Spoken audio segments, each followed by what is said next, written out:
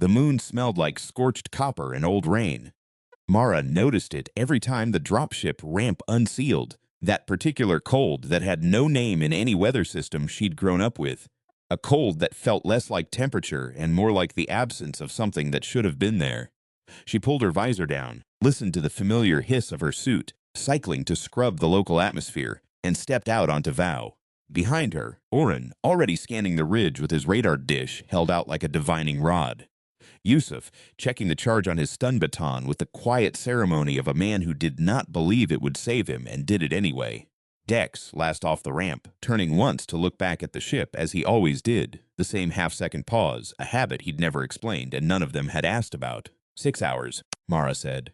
Not a question, not encouragement, a fact she was nailing to the air so they could all walk underneath it. 6 hours, Oren confirmed. We need 230 credits of scrap to clear quota. The terminal's been showing the company buying at 82%, so we need to pull close to 300 in face value. We've done it before, Yusuf said. We've almost not done it before, Dex said. Neither of them was wrong, and so nobody argued. Vow was one of the wet moons, perpetual overcast, the kind of fog that pressed itself against your faceplate like a curious animal. The facility here was a sprawling concrete ruin that had once, based on the architecture, served some industrial purpose no one in their crew could identify. Storage? Manufacturing? A place where people had worked, at least. There were remnants everywhere you looked. A rusted cart on its side in the ferns. A caution sign written in a language none of them spoke. A child's drawing laminated and pinned to a wall inside that Yusuf had photographed 3 runs ago and still hadn't stopped thinking about. Whatever people had been here, they were gone now. That was the thing about Vow, about all of the moons the company sent them to. The silence wasn't the silence of places that had never been inhabited. It was the silence of places that had been emptied. Something had happened out here 600 years ago or 500, and whatever it was hadn't left a note. Only the scrap, only the junk, only the things people had held and used and left behind when they stopped being people. Mara took point because she always took point. She had a thing about buying the first one through a door, a reflex she'd traced back to a childhood, spent waiting to be last at everything, and she'd decided somewhere in her 20s that she was through waiting. She moved low through the facility's entry corridor, flashlight cutting the dark in a cone that picked up dust motes and the shimmer of moisture on concrete walls, and, occasionally, the amber gleam of something metallic worth picking up. Behind her, the crew fanned out by instinct.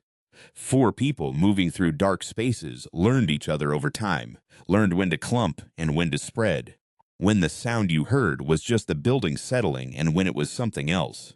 They'd been doing this for 3 contract cycles now, nearly 8 months of moon runs, quota weeks, the particular mathematics of survival that the company expressed as a number on a screen. You owed, you collected, you paid, simple as that. Except sometimes one of the things that lived in these places found you first, and then the mathematics changed. The Bracken found Dex 40 minutes in. None of them saw it happen. That was the thing about Brackens. The thing the company's own bestiary listed with an almost admiring detachment, as if whoever had written it had seen too much to be surprised anymore. Bipedal. Skin the color of old beets. Leaf-like protrusions along the spine believed to serve an intimidation function. Known for circling prey repeatedly before attacking, known for dragging victims into the dark, known for leaving no body to find, Mara heard Dex say, "Hey, wait," and then nothing. Just the ambient hum of the facility, the distant drip of water through concrete, the ticking of her own pulse in her ears. She turned. Oren turned. Yusuf turned. Dex was gone. There was a drag mark in the dust that led around a corner into a section of the facility they hadn't cleared yet. Mara followed it 3 steps before Oren's hand caught her arm. "Don't," he said. Not cruelty, just the math. She stood there with the drag mark ending somewhere in the dark ahead and the math of it pressing down on her like a boot on her chest. 300 credits. 5.5 hours. 3 people now instead of 4, which meant less ground covered, which meant less scrap, which meant he might still. Mara. She stopped. She breathed. She turned around. They worked the facility for the next 2 hours with the focused, deliberate silence of people doing a job. Because doing a job is the only thing left to do when the alternative is falling apart. Yusuf found a hoard behind a false wall in what had been a break room. Old electronics, a fire extinguisher, a cluster of decorative items that had no business being on a desolate moon, but were there anyway. which meant someone had brought them, which meant someone had lived here long enough to want their space to feel like something. He photographed the wall before dismantling it. He didn't say why. Oren ran the scanner and called out weight estimates, and Mara loaded the equipment bag and thought about Dex's pause at the top of the ramp, that half second, every single run, looking back at the ship. She wondered if he'd known, the way animals were supposed to know. She wondered if it was something he'd felt in his chest without language, a signal from some deep evolutionary layer that had once kept humans alive in dark places on a different world. She wondered if he'd looked back at the ship, because part of him understood it might be the last time. She stopped wondering because it wasn't useful and they needed to move. The data chip was in a storage alcove on the facility's third subfloor. Mara almost missed it, a small orange square stuck to the wall behind a shelf of corroded piping, barely distinguishable from the decay around it. But she'd found chips before, and she knew the color, and she pried it loose and turned it over in her gloved fingers and felt, for reasons she couldn't immediately explain, that it mattered. Back on the ship, scrap loaded, quota at 270, which was close but not there, which meant one more run or one lucky find, which meant, but they were all still doing that math. It was the only math anyone ever did out here.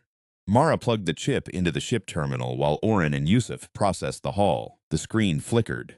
Text loaded in a typeface that looked older than the operating system, time-stamped 1968, and she read the first line. "Hello, I am writing this log to keep myself sane." She kept reading. The logs were written by someone named Sigurd. He had a crew, Desmond, Jess, Richard. They had worked for the company 560-some years ago, and they had found the same moons and the same dark corridors and the same question underneath everything, the one nobody asked out loud, which was, what is this for? What does the company do with the scrap? Why does a corporation of this size, with the reach to maintain facilities across a dozen moons and the logistics to run quota cycles for God knows how many crews, need a constant supply of rusted electronics and decorative items and old fire extinguishers? Sigurd asked it sideways, in the way people ask questions they're afraid of the answers to. He speculated in his logs. He recorded strange sounds. He wrote about hearing screaming from beyond the wall of the company building on Gordian, the moon where they took their scrap to sell, the stormy, featureless place with no land masses, except that one structure, that wall, the bell you rang when you had things to deliver. He wrote about a phone call, a voice through static, a voice telling him about a golden planet, about a beast, about the sound of worlds being consumed. He wrote, "I think there is a monster behind the wall. I have thought this for a long time." The last log was written by Desmond. Mara read it 3 times. Using the log entry system I designed for Sigurd, but I'm making this one private to keep it safe from discovery, as it would damage the team morale. We might not meet our quota tonight. I believe it's all a guise. We're supposed to think it's all just a transaction, but our real job is feeding ourselves into the machine. How long until its fullness ends and its hunger is insatiable? God knows, maybe it has to do with all these desolate moons. Whoever reads this, I am sorry to burden you with this. Please have a good night and work hard, as what else is there for us to do? The terminal screen sat there afterward in the quiet of the ship, cursor blinking. Outside, the fog pressed against the portholes. Mara sat for a long time. Then she called Oren and Yusuf in. She showed them the logs without commentary, watched their faces in the blue glow of the screen as they read. Oren got to Desmond's entry, and his jaw did something complicated, and he pulled away from the terminal and stared at the wall for a moment. Yusuf read all the way through twice, slowly, the way he read everything. Yusuf, who had a habit of making sure he understood before he spoke, who had grown up, he'd once said, in a place where you could not afford to misunderstand. It could be old theories, Oren said when Yusuf was done. Someone spooked on a contract run, imagining monsters. It was 1968. People were. Richard died on one of these moons, Mara said. Sigurd's crewmate. Same way Dex died. Same thing. Silence. That doesn't mean the rest of it is. No, she agreed. It doesn't mean anything on its own. She looked at both of them. But I want to go to Gordian. We go to Gordian every quota week. That's where we sell. I want to go and not sell. I want to go and look. Oren opened his mouth and then closed it. The math was working in his eyes. She could see it. The old, reliable math. The only arithmetic they'd ever been taught out here. You owed, you collected, you paid. You stayed alive by staying inside the lines. But Dex was gone, and there was a drag mark in the dust on Vow's subfloor, and Desmond had written a last message 500 years ago. and left it on a data chip like a letter under a stone, and Mara had found it. And now she knew. And now Oren knew. And now Yusuf knew. And the math was trying to reassert itself. But there was a different equation underneath it now that kept demanding to be solved. The quota's still short, Yusuf said. I know, if we miss quota. I know, Mara said again. Yusuf looked at Oren. Oren looked at Yusuf. Some long argument happened between them in the space of a breath. The kind of argument that long partners have in silence because they've already had it out loud so many times it doesn't need words anymore. Yusuf nodded. Oren swore quietly and sat down. Okay, he said. What are we looking for? They took one more pass through the VOW facility with 3 hours left on the quota clock, pushing harder than was safe. Through sections they'd avoided before because the radar had shown movement, through a corridor where something that might have been a jester had been dormant in a corner, and they'd given it a wide berth, and now they gave it a wider berth. But they went past it anyway, because the alternative was going back to the ship short, and Mara wasn't going back short. She found the fire axe behind a maintenance door on the 4th subfloor, and took it, not for scrap value, though the company would have paid on it. She took it because the weight felt right in her hands, and she was done pretending she wasn't afraid of anything out here. They made quota with 11 minutes to spare. Company's voice told them so, the synthesized, pleasant voice from the ship's speakers that communicated quota status and buying percentages and the occasional warning in a tone that had been designed, it seemed, to suggest that everything was entirely routine. A normal job. An ordinary arrangement between employer and employee in the year 2543, nothing unusual about it. Oren filed the route to Gordian. The moon appeared on the navigation screen as a gray circle with a hazard rating of safe. Safe.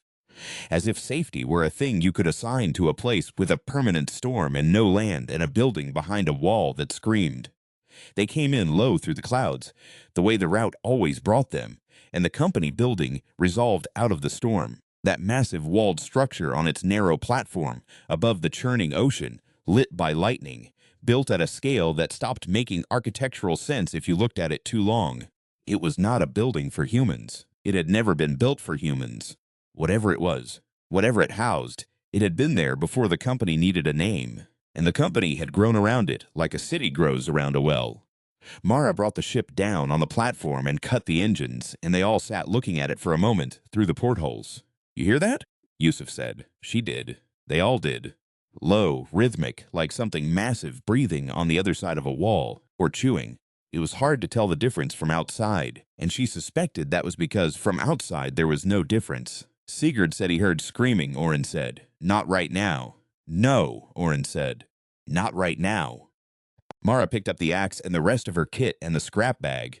They'd brought it, loaded, because not bringing it would have been conspicuous in a way she wasn't ready to explain. And she opened the ship's hatch and walked out into the storm. The loading dock was exactly as it always was. The desk, the bell, the narrow slot in the wall where you put the scrap and the company assessed it, and the credits came through. She had stood here dozens of times and rung the bell and done business and never once thought about what was on the other side of the slot. The slot was sized for scrap. Items went in. Credits came back. Simple. She thought about it now. The voice when it came didn't come from a speaker. It came from the wall, not loud. Not the screaming Sigurd had heard. Not the distorted voice from the walkie-talkie. Just a low pressure change in the air near the building. A vibration more felt than heard that formed itself into something almost like language. Or maybe she was pattern matching sounds into language because the human brain did that. Because the human brain had been shaped by millions of years of needing to hear meaning in noise. Or maybe something behind the wall was choosing to speak in a register it thought she could understand. We brought quota, Mara said. The wall vibrated. We've always brought quota, she continued. She was talking because talking was the only thing she had right now, and because behind her she could hear Oren moving, and Yusuf setting down equipment and the ordinary sounds of people being alive next to each other, which was the realest thing in the universe. We've been bringing quota for 3 cycles. Before us, someone else brought quota. Before them, someone else. All the way back to 1968, which I think is when you first started, or when the company started, or when whatever this arrangement is started. 560 years. The platform shook. Not a seismic event. There was no geology here, just ocean and storm in that one narrow platform. It was the building. Something inside was pressing against the wall, not hard enough to break it, Just enough to remind her that the wall was a choice and not a fact. "One of my crew died today," Mara said. "Dex. He got taken by something in the facility on Vow. His name was Dexter Almaz, and he grew up in the outer settlements, and he had a habit of looking back at the ship before he went inside anywhere, and I never asked him why." Her voice was steady. She was proud of it for being steady. "The crew before us, one of them died too, Richard, and before them other crews. Across 560 years, crew after crew going into those dark facilities on those empty moons and pulling out scrap and bringing it back here and losing people along the way, and the whole time the moons got emptier." She thought of the child's drawing in the Vow facility, laminated, pinned to the wall. A parent had put that up. A family had lived there. Now there was fog and ferns and a drag mark in the dust. "The moons used to have people on them," she said. "Sigurd's logs mention it. Humans studying alien wildlife, colonizing, building those facilities. And then they're gone, and you're still here. And we keep bringing you scrap." The wall was very still. "Desmond said it was a guise," Mara said. "That the real job was feeding ourselves into the machine. I've been thinking about that. What feeds a thing like you? What does a creature that swallowed a golden planet need to eat?" She paused. "I think it's not the scrap. I think scrap is just the reason to send us to the moons.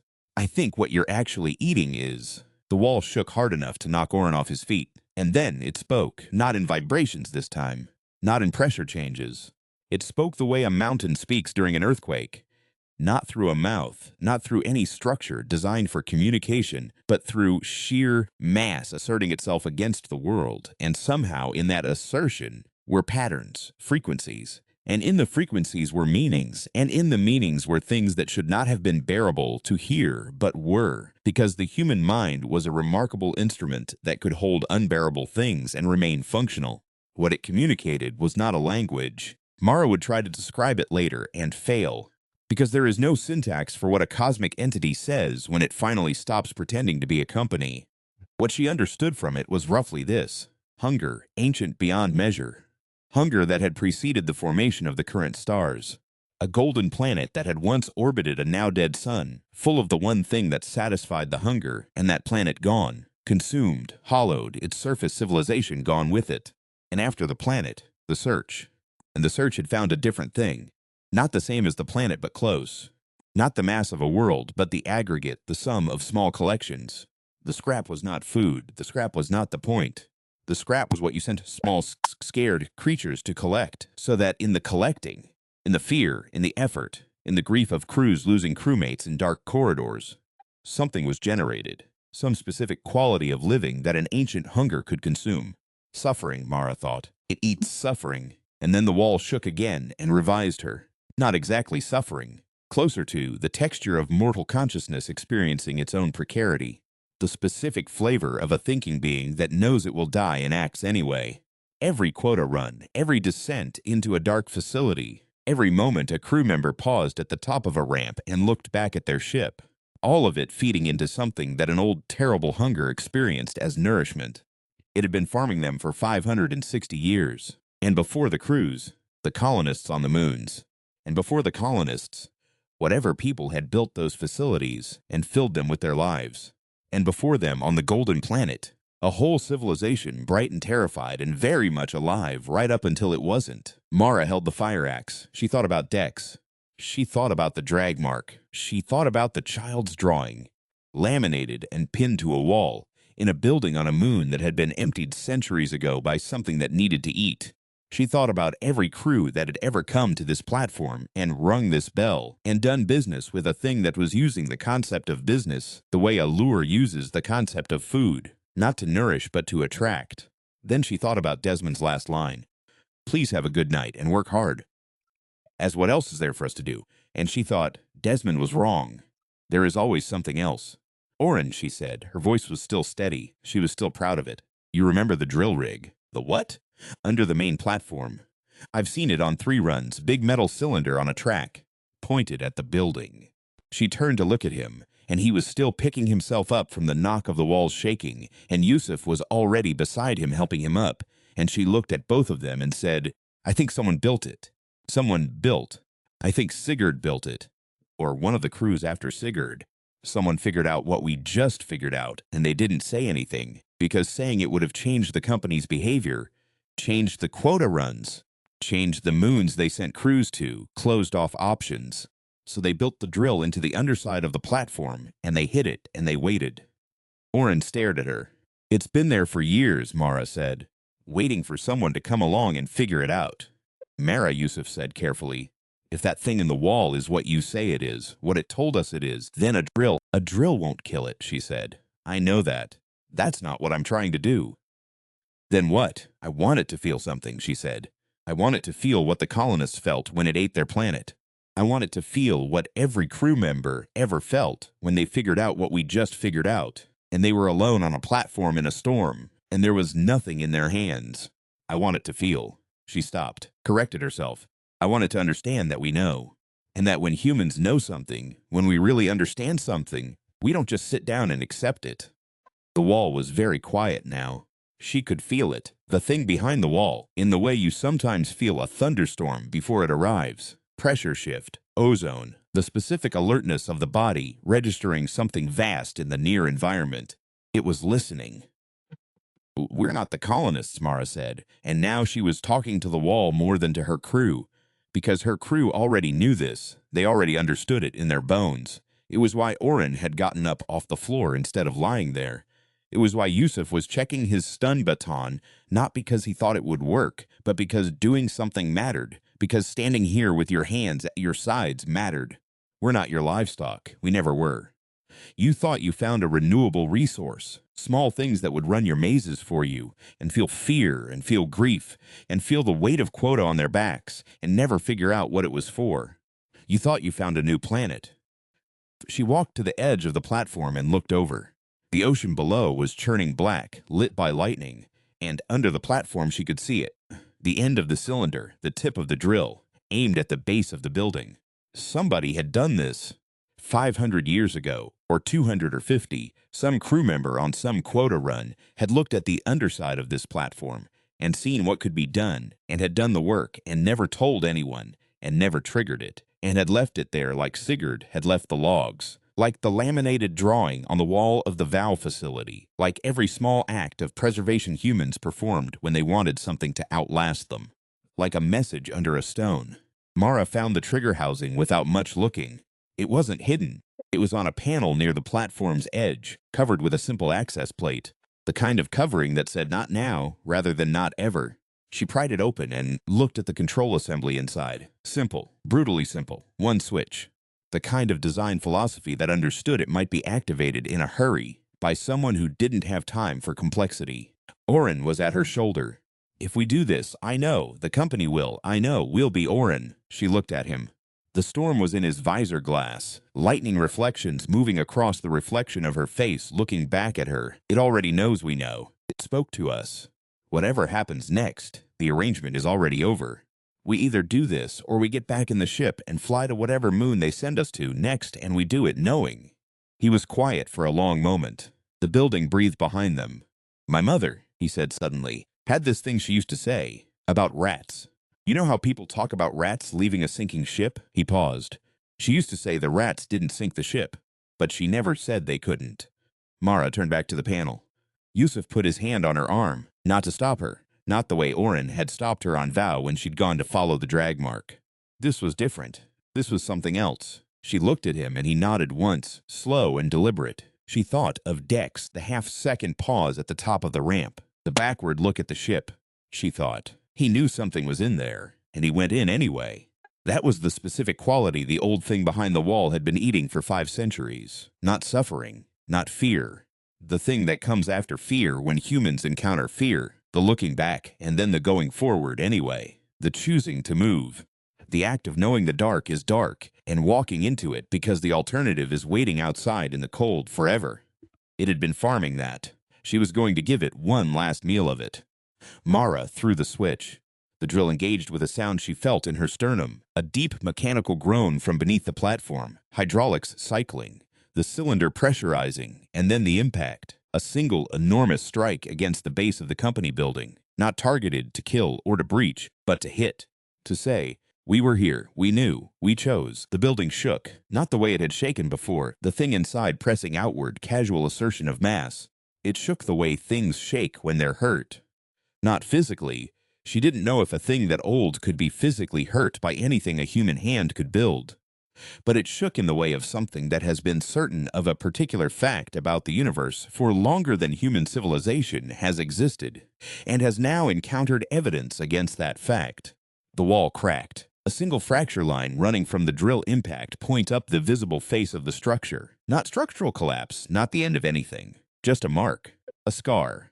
The storm intensified.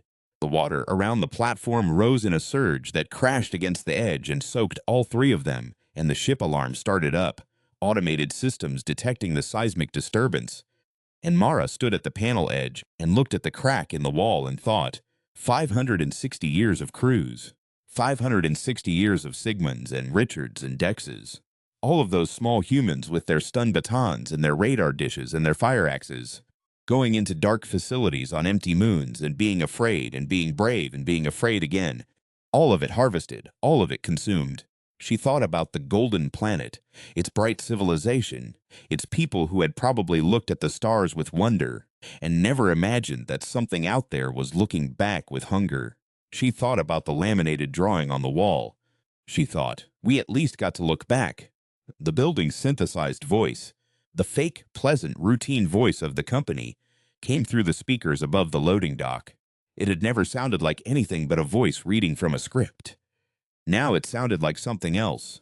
Underneath the programmed cadences, underneath the template responses, there was something that had not been meant to come through. Something very old and very surprised. Thank you for your delivery, the voice said. And then, where there should have been a credit amount, there was a pause that lasted too long.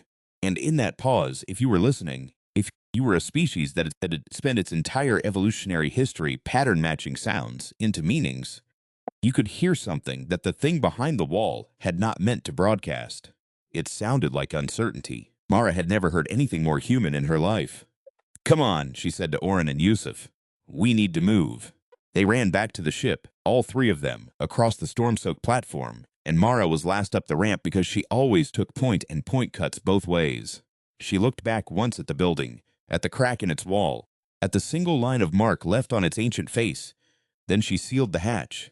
Oren had the engines running before she reached the cockpit. The ship lifted off the platform and climbed through the storm, and the gray, featureless moon of Gordian dropped away below them, and Mara sat in the jump seat and peeled her gloves off and looked at her hands. We're going to need a plan, Yusuf said from the co-pilot seat. I know. The company, whatever it actually is, it knows we know. It knows what we did. We're going to be hunted, or we're going to be cut off, or it's going to think about it, Mara said. For the first time in 500 years, something it thought was livestock did something unexpected, introduced a variable it didn't have in its model. I don't know what it does with that. I don't know if it gets angry or curious or scared. She paused, but I know it wasn't expecting it. That's not nothing, Oren said from the pilot's seat. No, Mara agreed. It's not nothing. He had his mother's line in his voice, and she had Desmond's last words in her head, and Yusuf had his hands on the controls, with the quiet ceremony of a man who did not believe the thing he was doing would save him and did it anyway. The terminal screen showed their quota status. It still said quota met. The credits were still there. The company's automated systems processing the transaction the way they always had. The numbers running their familiar arithmetic.